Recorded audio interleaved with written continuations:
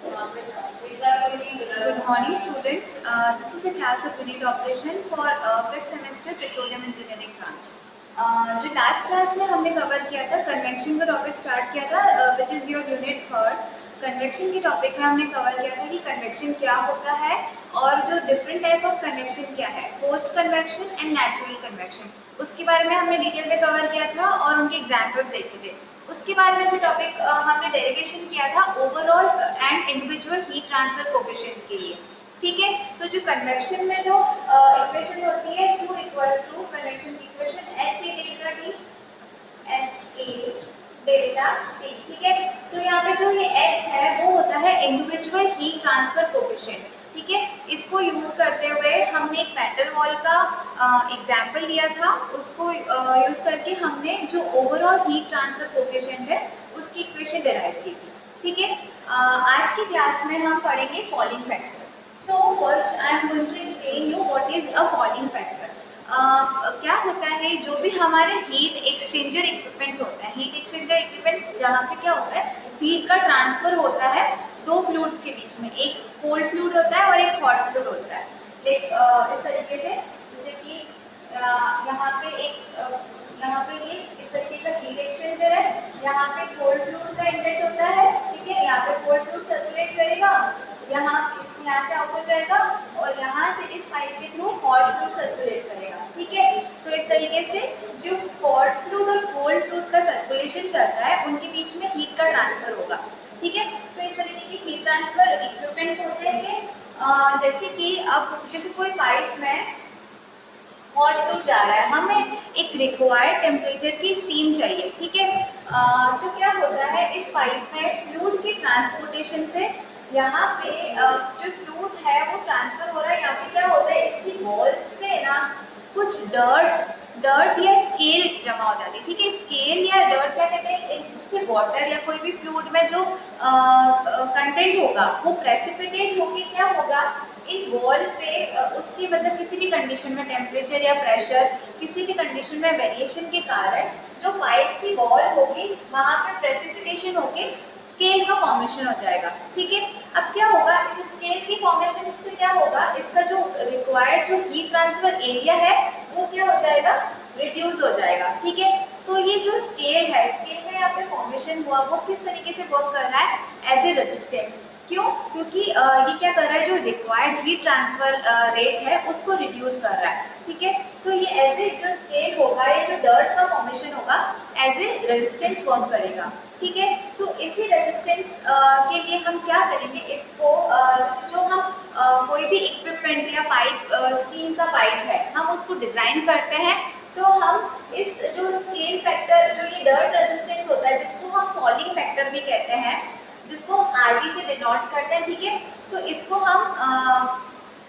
इसको कंसिडर करके और हम जो ओवरऑल हीट ट्रांसफर कोफिशिएंट है उसको डिजाइन करते हैं किसी भी हीट ट्रांसफर इक्विपमेंट के लिए। ठीक है, तो जो लास्ट क्लास में हमने जो ओवरऑल हीट ट्रांसफर कोफिशिएंट की जो इक्वेशन डिराइव करी थी वो थी 1/UO equals to 1/HI plus XW upon K plus 1/H0। ठीक है, तो ये था ओवरऑल हीट ट्रांसफर की इक्वेशन। इसमें क्या होगा जो फॉलिंग फैक्टर है ये भी जो रेजिस्टेंस है। ठीक है, falling factor is generally a resistance which is due to the formation of scale in a pipe or a steam carrying pipe। ठीक है, तो ये जो रेजिस्टेंस है इसको भी हम कंसिडर करके ओवरऑल हीट ट्रांसफर है उसको कैलकुलेट करेंगे किसी भी पाइप या इक्विपमेंट हीट एक्सचेंजर इक्विपमेंट के लिए। ठीक है, तो जब हम इसको हम कंसिडर क्यों कर रहे हैं, क्योंकि जो रिक्वायर्ड एरिया जो रिक्वायर्ड जो हीट है जो यह हीट ट्रांसफर रेट है वो रिड्यूस हो जाती है इस फॉलिंग फैक्टर की वजह से। इसलिए कोई भी इक्विपमेंट को हम डिजाइन करने के लिए इसको भी कंसीडर करके जो ओवरऑल हीट ट्रांसफर जो कोफिशिएंट है उसको इसी तरीके से डिजाइन करते हैं इसको कंसीडर करके। ठीक है, तो RD is here is the falling factor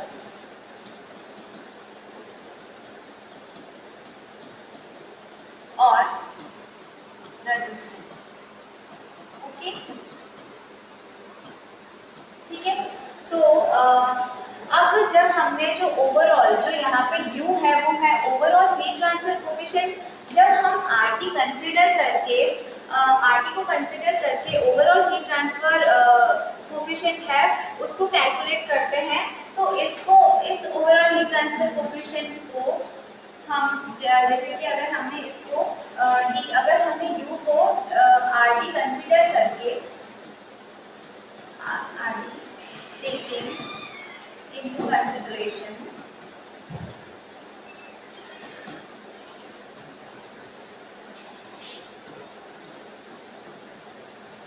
तो इसको हम क्या कहेंगे, जैसे कि अगर हमने इसको UD से डिनोट कर दिया, ठीक है, तो इसको हम कहेंगे डिजाइन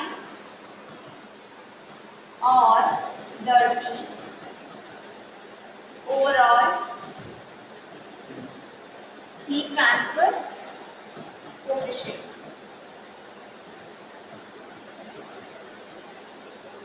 ठीक है, अगर हमने इसको विदाउट जैसे कि हम इस हमने RT को कंसिडर नहीं किया, ठीक है, without considering the following factor, if we calculate the overall heat transfer coefficient, तो उसको हम क्या कहेंगे, clean overall heat transfer, overall heat transfer coefficient. Okay, so ये था हमारा फॉलोइंग फैक्टर क्या होता है। अब क्या होता है, अब कोई भी पाइप में इनर और आउटर सरफेस में अलग अलग फ्लूइड वर्क करता है, ठीक है। अगर जैसे कि इनर जो पाइप का इनर सरफेस है, जैसे कि हीट एक्सचेंजर इक्विपमेंट है, यहाँ पे हॉट फ्लूइड सर्कुलेट हो रहा है, ठीक है, और यहाँ पे जो है हमारा कोल्ड फ्लूइड सर्कुलेट होके यहाँ से आउट हो रहा है, ठीक है। तो यहाँ पे जो पाइप की जो आउटर वॉल पे अलग फ्लूइड वर्क कर रहा है, इनर वॉल पे अलग फ्लूइड वर्क कर रहा है, ठीक है। तो जो RT होता है, ओवरऑल RT को हम इस तरीके से कैलकुलेट करते हैं, इस तरीके से रिप्रेजेंट कर सकते हैं, RTI प्लस RT नॉट, ठीक है, where the RTI is resistance or RTI is the dirt factor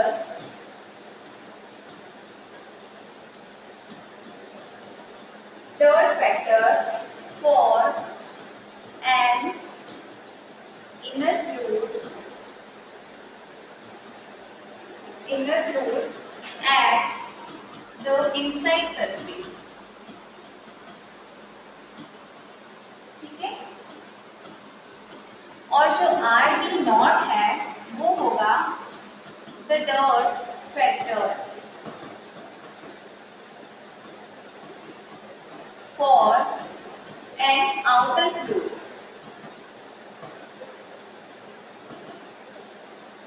at the outside surface, at the outside, okay. तो ये जो ओवरऑल जो RT है, जो हमारा फॉलिंग फैक्टर है, उसको हम इस तरीके से इक्वेशन से एक्सप्रेस कर सकते हैं, which is RTI plus RT not. RTI यहाँ पे क्या है, जो इनर फ्लूइड की वजह से जो डर्ट फैक्टर होगा इनर सरफेस पे वर्क करेगा, दिस इज अवर RTI। और जो RT नॉट है वो क्या है, जो डर्ट फैक्टर जो आउटर फ्लूइड की वजह से आउटर सरफेस, पाइप की जो आउटर सरफेस है उस पे वर्क करेगा, ठीक है। तो this is the equation for overall falling factor और ओवरऑल रेजिस्टेंस, ओके।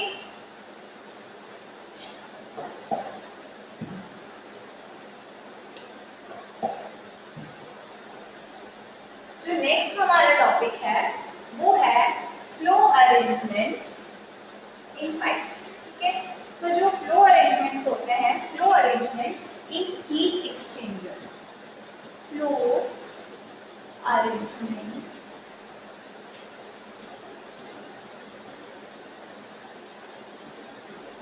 in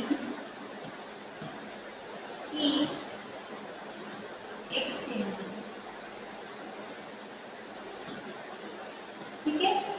अब क्या होता है, मैंने आपको जैसे हमने बताया कि जो हीट एक्सचेंजर होते हैं उसमें एक पाइप में हॉट फ्लूइड और जो उसके आउटर का पाइप होता है कोल्ड फ्लूइड या वाइस वर्सा भी हो सकता है, ठीक है। तो अलग अलग टेम्परेचर के फ्लूइड जैसे double he type of heat exchanger का पाइप होता है उसमें फ्लो करेंगे, ठीक है।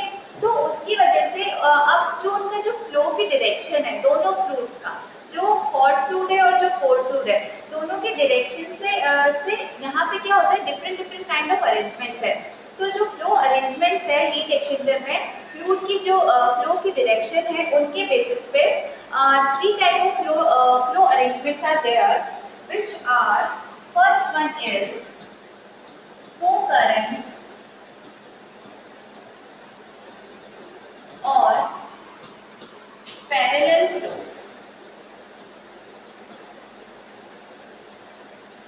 Second one is counter current flow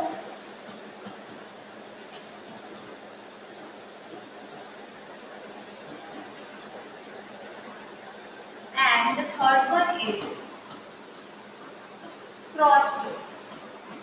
Okay, I'll explain you in the next that what is the meaning of co-current flow, counter current flow and cross flow, ठीक है।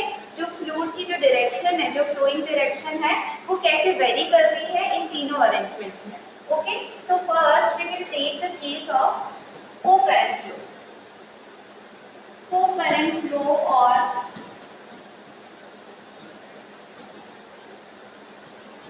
flow or parallel flow, we can also call it parallel flow, ठीक है। अब देखो for example एक heat exchanger equipment है,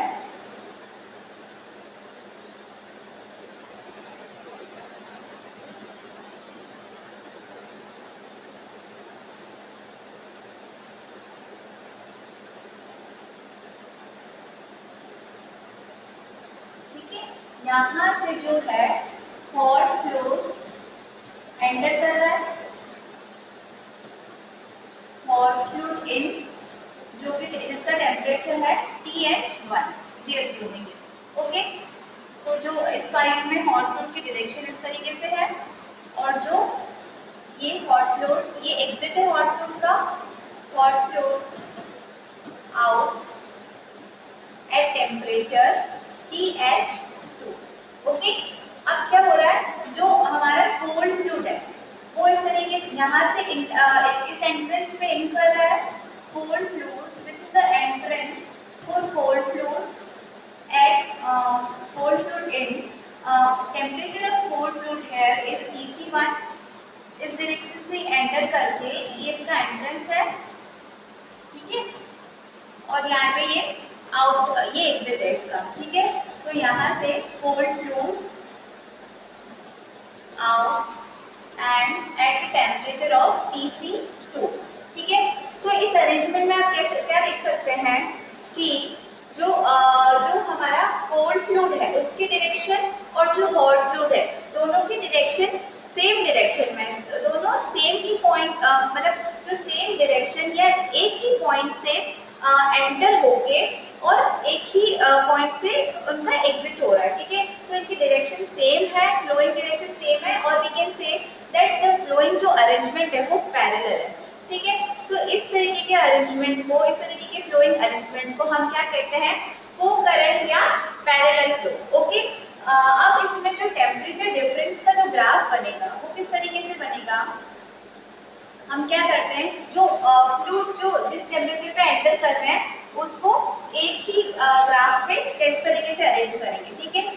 अब this is for the length, यहाँ पे ये कर्व है बिटवीन लेंथ एंड टेम्परेचर का, ठीक है, वो करंट फ्लो के लिए तो टेम्परेचर, ठीक है। अब हमने माना कि जो हमारा हॉट फ्लूइड है वो एंटर कर रहा है कितने टेम्परेचर पे TH1 पे, TH1 पे एंटर कर रहा है और जो हमारा कोल्ड फ्लूइड है वो एंटर कर रहा है TC1 पे, ठीक है। इस तरीके से ये इसकी डायरेक्शन है, हॉट फ्लूइड की डायरेक्शन है ये हॉट फ्लूइड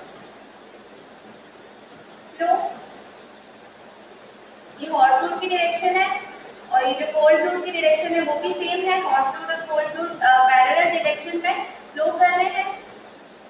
ठीक है, अब जो हॉट फ्लूइड है वो TH1 टेम्परेचर पे एंटर कर रहा है। ठीक है, तो जो इसका एग्जिट है वो किस टेम्परेचर पे है, TH2 पे। ठीक है, और जो कोल्ड फ्लूइड का एग्जिट है वो क्या है, TC2 पे। ठीक है, तो अब इन दोनों का जो टेम्परेचर डिफरेंस होगा इसको हमने मान लिया डेल्टा T1 और इन दोनों का जो टेम्परेचर डिफरेंस है उसको हमने मान लिया डेल्टा T2। ठीक है, तो यहाँ पे डेल्टा T1 क्या है, इन दोनों का temperature difference which is TH1 minus TC1। ठीक है, जो हॉट फ्लूइड का जो एंट्रेंस पे टेम्परेचर है और कोल्ड फ्लूइड का एंट्रेंस पे टेम्परेचर है उनका difference delta T1 and delta T2 is here delta TH2 minus TC2।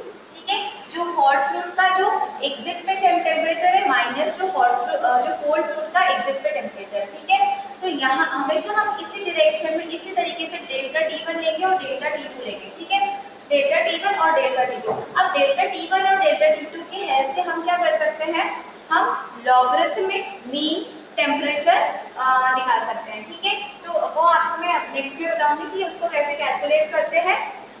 First आप एक बार फिर से मैं आपको एक्सप्लेन कर देती हूँ कि क्या होता है इस फ्लो अरेंजमेंट में। जो हॉट फ्लूइड की डायरेक्शन है और जो कोल्ड फ्लूइड की फ्लो डायरेक्शन है वो हमेशा सेम रहती है और पैरेलल अरेंजमेंट में रहती है, इसलिए इसको हम को करंट फ्लो कहते हैं। ठीक है, तो इसमें भी जो हमने जो डायग्राम बनाया है इन दो, इसमें ये जो लेंथ और टेम्परेचर के बीच का कर्व है इसमें क्या हो रहा है, जो दोनों की डायरेक्शन है वो सेम है, दोनों की फ्लोइंग डायरेक्शन सेम है।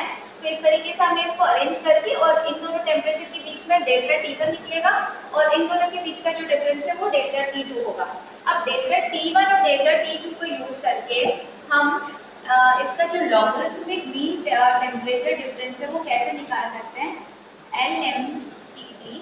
इसको क्या कहेंगे हम, LMTD means logarithmic mean temperature difference. तो LMTD डेल्टा T टेम्परेचर कैसे निकलेगा, delta T1 minus delta T2 upon ln delta T1 minus delta T2। ठीक है, यहाँ पे ये ध्यान रखने की बात है, यहाँ पे हम ln यूज करते हैं instead of taking the log. Okay, तो this is the equation for logarithmic mean temperature difference. यहाँ पे डेल्टा T1 हमने जो को करंट या पैरेलल फ्लो के लिए क्या निकाला था, TH1 माइनस TC1 और जो डेल्टा T2 था TH2 माइनस TC2। अब देखो नेक्स्ट जो फ्लो अरेंजमेंट है ये यहाँ तक क्लियर हो गया कि जो को करंट या पैरेलल फ्लो है वो किस तरीके से वर्क करेगा। अब जो नेक्स्ट जो फ्लो अरेंजमेंट है, second flow arrangement which is को करंट फ्लो, सॉरी को करंट फ्लो हमने कवर कर लिया। Second flow arrangement is counter current flow.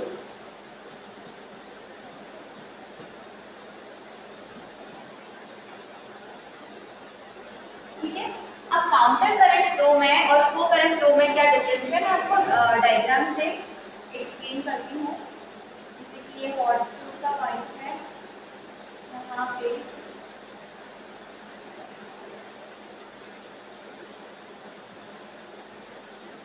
इस तरीके का अरेंजमेंट। ठीक है, तो जो हॉट फ्लूइड है वो एंटर हो रहा है यहाँ से, hot fluid in at temperature TH1 and this is the flow direction of hot fluid or this is the exit of hot fluid. So hot fluid will out at temperature TH2। ठीक है, तो ये hot fluid की flow direction हो गई। अब इसमें क्या कर रहा है, जो cold fluid है वो यहाँ से एंटर हो रहा है, cold fluid in at temperature TC1। Okay, ये इसकी फ्लो डायरेक्शन है and it is out at cold fluid out at temperature TC2। ठीक है, तो अब इस डायग्राम से क्लियरली आप समझ सकते हैं कि जो काउंटर करंट हम इसको क्यों कह रहे हैं, क्योंकि क्या हो रहा है, जो हॉट फ्लूइड और जो कोल्ड फ्लूइड, जो दोनों फ्लूइड्स हैं उनकी फ्लो डायरेक्शन एक दूसरे से एग्जैक्टली अपोजिट है। ठीक है, जो हॉट फ्लूइड है वो इस डायरेक्शन से इस डायरेक्शन में जा रहा है और इसकी अपोजिट डायरेक्शन में कोल्ड फ्लूइड है यहाँ से एंटर होके यहाँ से आउट हो रहा है। ठीक है, तो जो दोनों की डायरेक्शन है वो एग्जैक्टली अपोजिट है। अब इसको अगर हम जो टेम्परेचर और लेंथ के कर्व में डिनोट करना चाहें तो कैसे होगा। फॉर एग्जाम्पल यहाँ से हमारा जो हॉट फ्लूइड है वो एंटर किया। ठीक है, ये हमारा टेम्परेचर के लिए है ये एक्सिस, और ये लेंथ के लिए जो हीट एक्सचेंजर की लेंथ है। ठीक है, तो यहाँ पे कोल्ड फ्लूइड है, सॉरी हॉट फ्लूइड है, वो एंटर किया TH में टेम्परेचर पे, और इसका जो एग्जिट टेम्परेचर है वो है TH2। ठीक है, जो हॉट फ्लूइड की डायरेक्शन है वो ये है, हॉट फ्लूइड फ्लो। अब क्या होता है, अब जो TH2 है, ठीक है, जो हमारा हॉट फ्लूइड यहाँ से एग्जिट कर रहा है और वहीं से क्या कर रहा है, जो कोल्ड फ्लूइड है वो एंटर कर रहा है। ठीक है, तो कोल्ड फ्लूइड के एंटर की डायरेक्शन है TC1। TC1 टेम्परेचर पे कोल्ड फ्लूइड है वो एंटर कर रहा है इस डायरेक्शन में, और TC2 टेम्परेचर पे ये आउट हो रहा है या एग्जिट हो रहा है। ठीक है, तो ये जो डायरेक्शन है कोल्ड फ्लूइड फ्लो की डायरेक्शन है। ठीक है, कोल्ड फ्लूइड फ्लो। तो अब इन दोनों के बीच का टेम्परेचर डिफरेंस होगा वो डेल्टा T1 होगा, और यहाँ का जो टेम्परेचर डिफरेंस होगा वो ले लिया हमने डेल्टा T2। ठीक है, तो डेल्टा T1 यहाँ पे क्या है, TH2 माइनस TC1, और जो डेल्टा T2 है वो क्या है, इन दोनों का temperature difference which is TH1 minus TC2। तो ये जो होगा वो क्या होगा, काउंटर करंट फ्लो के लिए जो टेम्परेचर डिफरेंस होगा वो इस तरीके से हम लेंगे, दोनों की डायरेक्शन अपोजिट है। जबकि पीछे जो हमने को करंट फ्लो का एग्जांपल लिया था उसमें क्या हो रहा था, दोनों की डायरेक्शन सेम थी, जो दोनों की फ्लोइंग डायरेक्शन सेम थी, इसलिए हम इसको को करंट या पैरेलल फ्लो अरेंजमेंट कहते हैं, और दोनों की इस तरीके से ग्राफ में भी हमने डायरेक्शन सेम ली थी। अब क्या हो रहा है, जो काउंटर करंट फ्लो है उनकी क्या है, एग्जैक्टली अपोजिट डायरेक्शन, इस तरीके से अपोजिट डायरेक्शन में फ्लो हो रहा है इस तरीके से, इसलिए हमने जो टेम्परेचर और लेंथ का जो कर्व लिया है उसमें भी डायरेक्शन को अपोजिट रख के हमने डेल्टा T1 और डेल्टा T2 का डिफरेंस लिया। अब इसमें भी हम LMTT इसी तरीके से निकालेंगे, delta T LMTT will be delta T1 minus delta T2 upon ln delta T1 upon delta T2। ठीक है, तो ये हम लॉगरिथमिक मीन और temperature difference counter current flow के लिए इस तरीके से निकालेंगे। बस डिफरेंस दोनों में ये है कि जो दोनों का फ्लो अरेंजमेंट्स है, जो फ्लो दोनों फ्लूइड के जो फ्लो डायरेक्शन है वो चेंज हो रही है, इसी के साथ इनका जो डेल्टा T1 और डेल्टा T2 का डिफरेंस है वो चेंज हो रहा है। ठीक है, यहाँ तक ये क्लियर है। अब जो नेक्स्ट हमारा फ्लो अरेंजमेंट है, थर्ड टाइप का flow arrangement which is cross flow arrangement.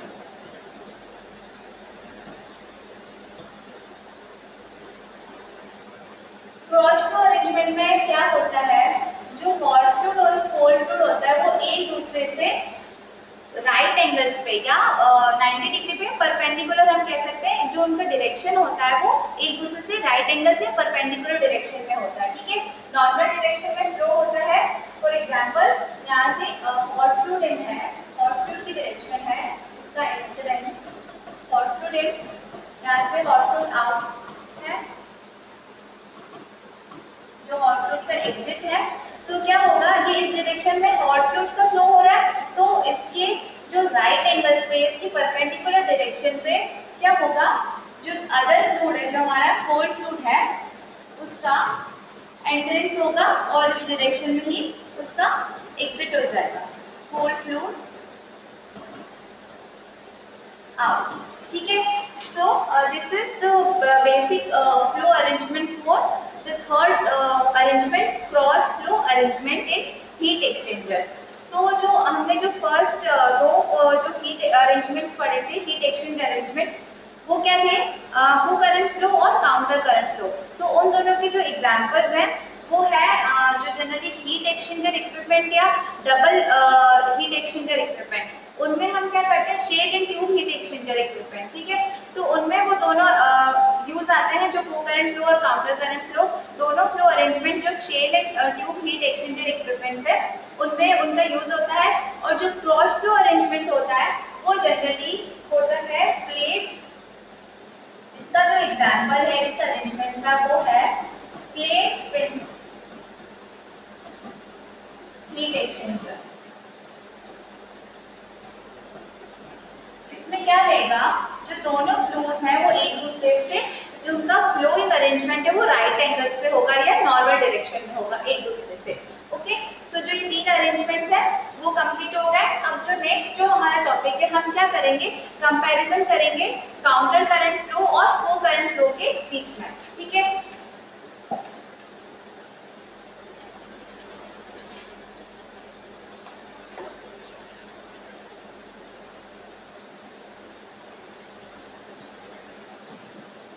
current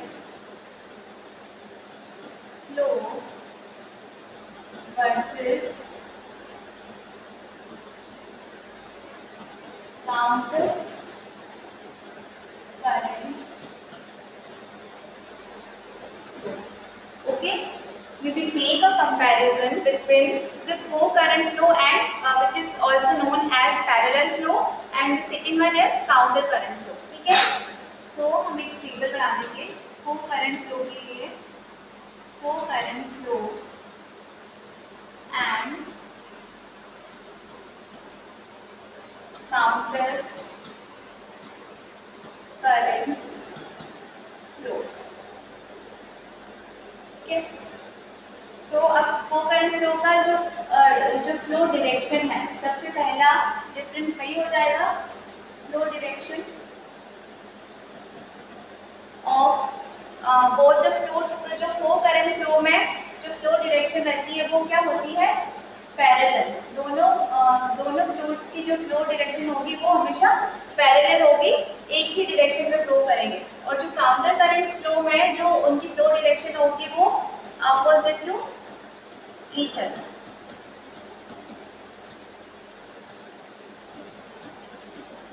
ठीक है, अब जो सेकेंड जो डिफरेंस है दोनों के बीच में वो है temperature gradient.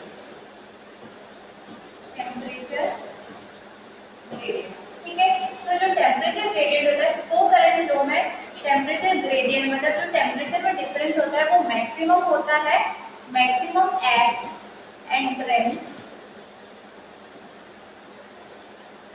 and decreases continuously towards exit।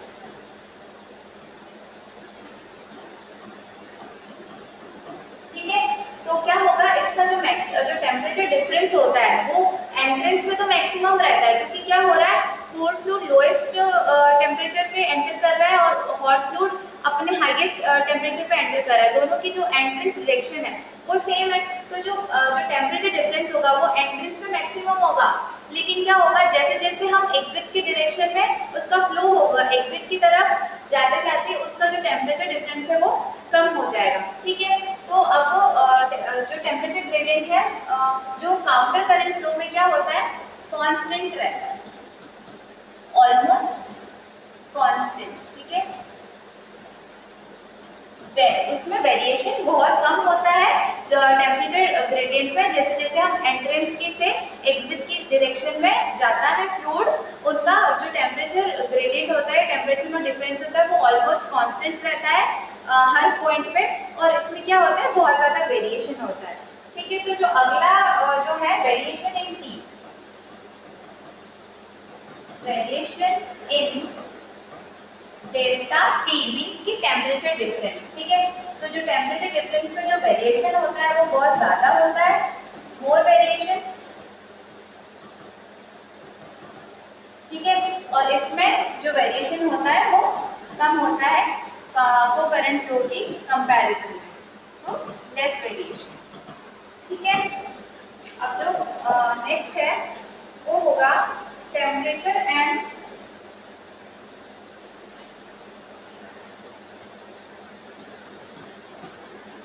Temperature of cold fluid at exit, ठीक है।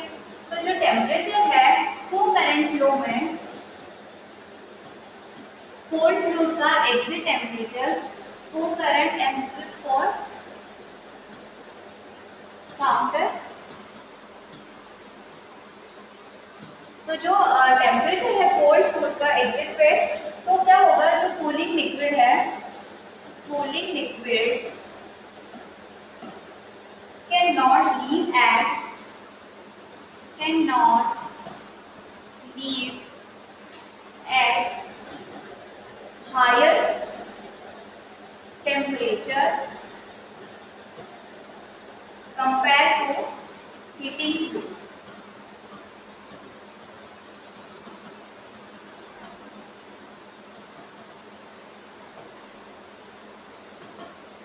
ठीक है। इसको मैं समझाती हूँ कैसे है।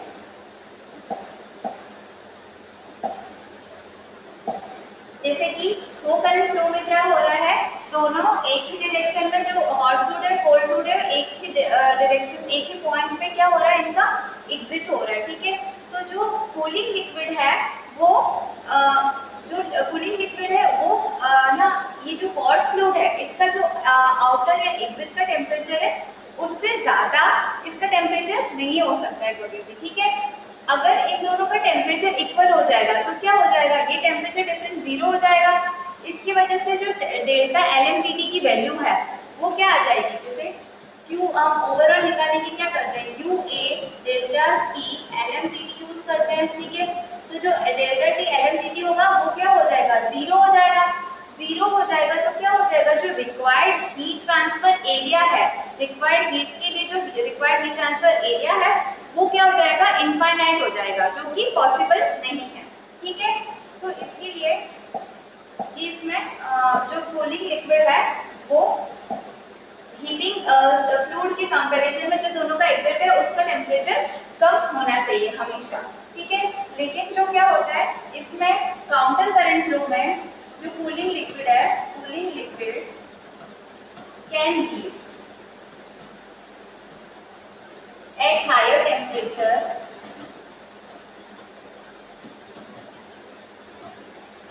compared to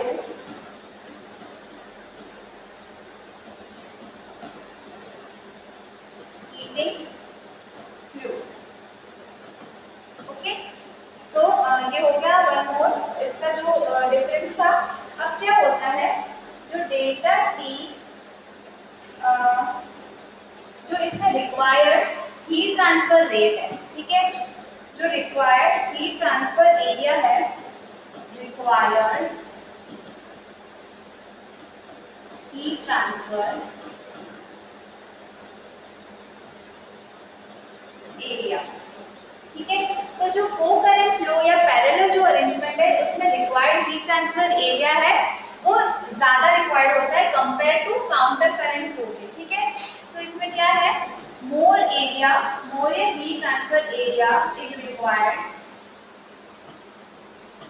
सेम जो टेम्परेचर टर्मिनल डिफरेंस है और जो सेम हीट लोड, जो हमें same amount of heat required है, ठीक है। तो उस हीट के लिए जो हीट ट्रांसफर एरिया है वो को करंट अरेंजमेंट में काउंटर करंट के कंपैरिजन में ज्यादा एरिया रिक्वायर्ड होगा same amount of heat load के लिए, ठीक है। एंड इसमें जो काउंटर करंट अरेंजमेंट में क्या होगा, जो required heat transfer area will be less area required,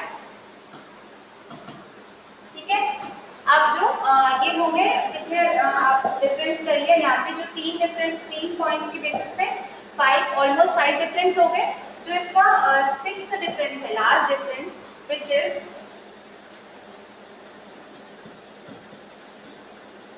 current flow and counter current. जो लास्ट जो डिफरेंस है वो किसके बेसिस पे है? डेल्टा LMTD की वैल्यू पे, लॉगरिथमिक मीन टेम्परेचर डिफरेंस, इसकी वैल्यू पे। ठीक है, तो जो डेल्टा LMTD की वैल्यू है वो को करंट जो फ्लो अरेंजमेंट होता है उसमें कम होती है compare to counter current flow arrangement के। मैं आपको विद प्रूफ बताऊंगी कैसे। More variation,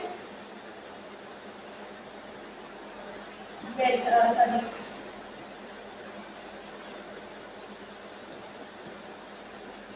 value of delta LM, delta T LM, sorry,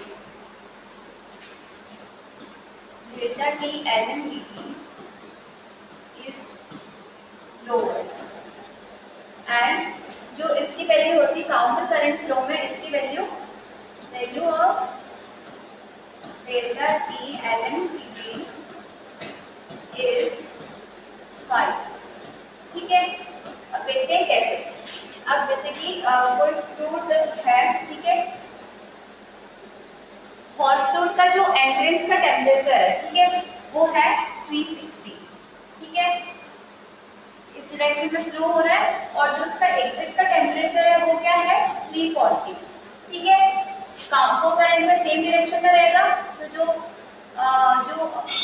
हमारा कोल्ड फ्लूइड है उसका जो एंट्रेंस का टेम्परेचर रहेगा वो क्या है? 300। और जो इसका एग्जिट का टेम्परेचर है वो है 316। ठीक है, तो इसके बीच में जो डेल्टा T1 का डिफरेंस आया वो क्या आया? 360 माइनस 300 कितना हो गया? 60। और यहाँ पे डेल्टा T2 की वैल्यू क्या हुई? 340 माइनस 360 इक्वल्स टू 24। ठीक है, तो 24 है इसकी वैल्यू। तो यहाँ पे जो डेल्टा T LMTD की वैल्यू हम कैलकुलेट करेंगे, क्या होगा? Delta T1 minus delta T2 upon LM delta T1 upon delta T2।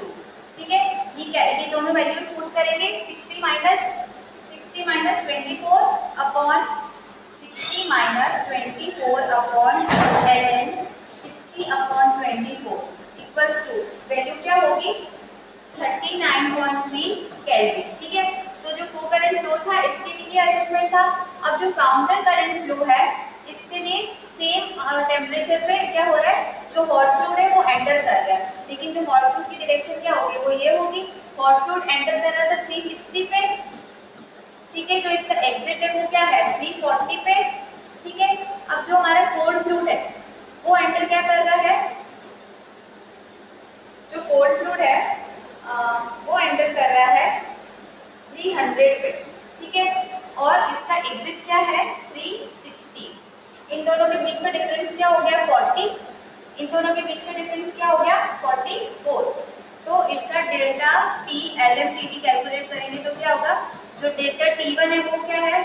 इसको ले लिया हमने अगर डेल्टा T1 तो 44 minus 40 divided by LM 44 upon 40। ठीक है, तो जो इसकी वैल्यू आएगी वो क्या आएगी? डेल्टा T LMTD की वैल्यू 41.9 केल्विन। ठीक है, तो अब इस अरेंजमेंट से हम देख सकते हैं कि सेम टेम्परेचर पे जो हॉट फ्लूइड का एंट्रेंस था और कोल्ड फ्लूइड का भी जो एंट्रेंस और एग्जिट है वो सेम टेम्परेचर पे हो रहा है, लेकिन फ्लो अरेंजमेंट चेंज करने पे जो डेल्टा T LMTD की वैल्यू आ रही है उसमें जो को करंट फ्लो है उसमें 39.3 केल्विन है और जो काउंटर करंट फ्लो है उसमें क्या है? 41.9 केल्विन। तो जो काउंटर करंट फ्लो है उसका जो डेल्टा T LMTD की वैल्यू है this is more higher than the value of delta T LMTD ऑफ को करंट फ्लो अरेंजमेंट। ठीक है, so this is clear now. तो आज की जो क्लास थी उसमें हमने कवर कर लिया जो फ्लो अरेंजमेंट्स है हीट एक्सचेंजर के डिफरेंट। ठीक है, और डेल्टा T LMTD हम कैसे उससे निकाल सकते हैं। ठीक है, और उससे पहले जो हमने कवर किया था वो फॉलिंग फैक्टर था। यहाँ तक कि कन्वेक्शन का पार्ट कवर हो गया। जो नेक्स्ट क्लास में हम जो उसकी dimension less different different quantities है उनके बारे में डिटेल में स्टडी करेंगे। ठीक है, थैंक यू।